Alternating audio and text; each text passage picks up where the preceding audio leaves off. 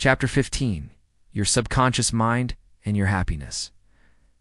What if the greatest force shaping your happiness isn't outside of you at all? Not money, not success, not other people, but the hidden power already living inside your own mind.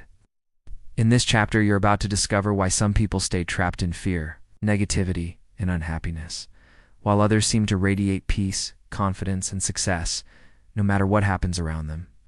William James called it the greatest discovery of modern history, the unbelievable power of the subconscious mind touched by faith.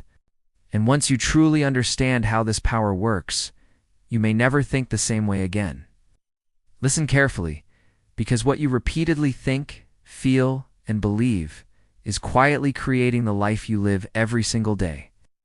Joseph Murphy begins by pointing to something William James called one of the greatest discoveries in human history. Not a machine, not a scientific breakthrough in the physical world, but the realization that the subconscious mind, when touched by faith, carries astonishing power. And that matters, because it means your happiness is not as far away as you may have believed.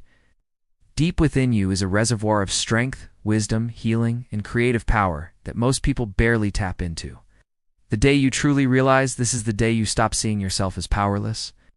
It is the day you begin to understand that you are not doomed to stay stuck in weakness, fear, confusion, or despair.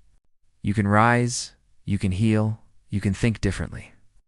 You can build a life from the inside out that reflects peace instead of panic, trust instead of tension, and joy instead of constant struggle.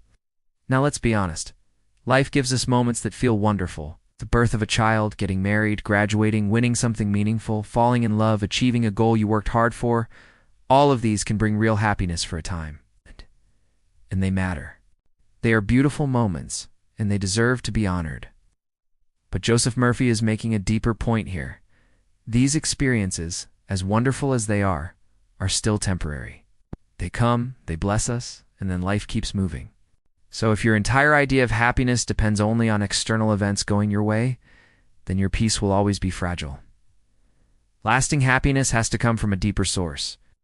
It comes when you trust the wisdom within you. It grows when you lean on a higher power, when you allow your inner life to be guided instead of ruled by chaos, and when you make a practice of radiating love, peace, and goodwill. That is how you build something far stronger than a passing emotional high.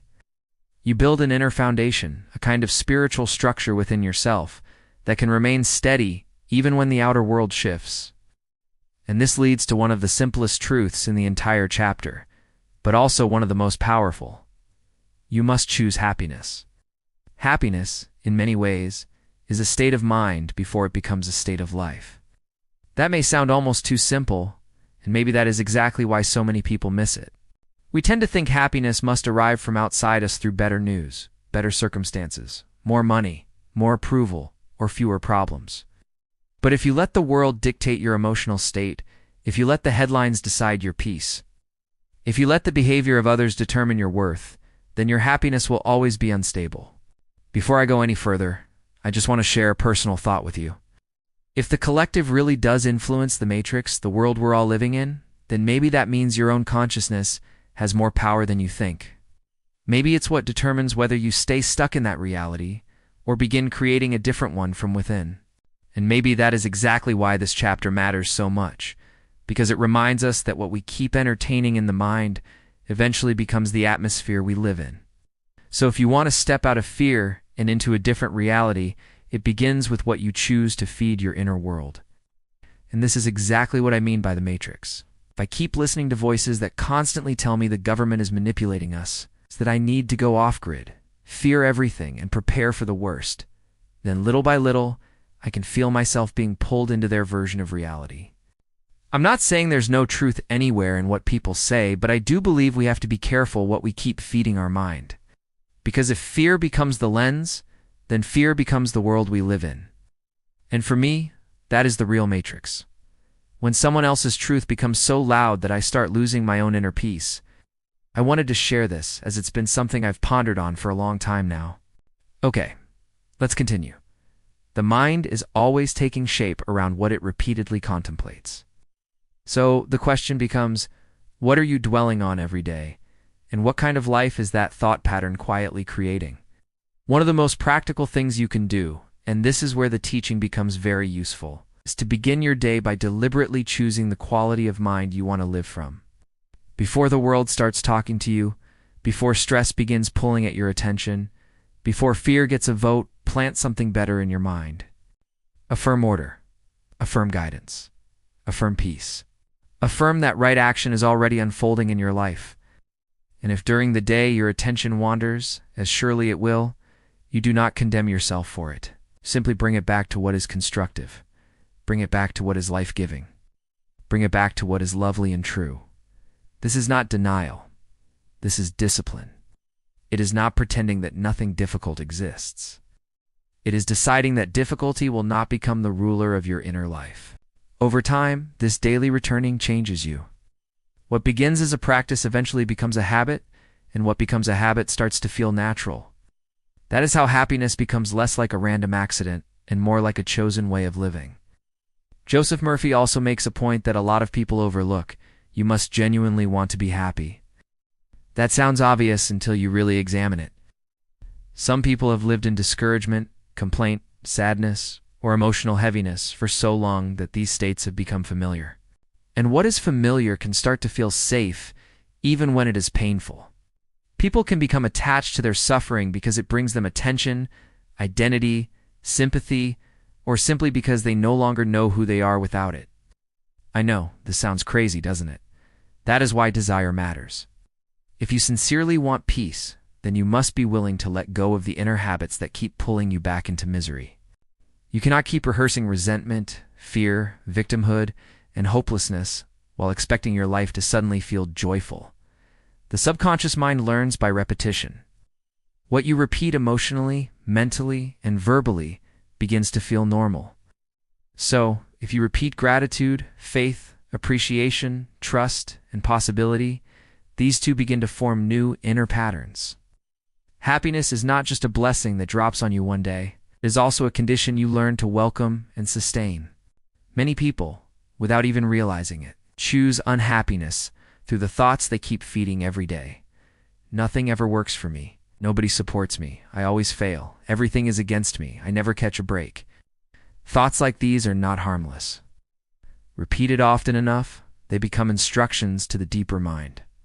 They begin shaping how you interpret events, how you respond to people, and even what opportunities you notice or ignore. This is why Murphy reminds us that happiness cannot be bought.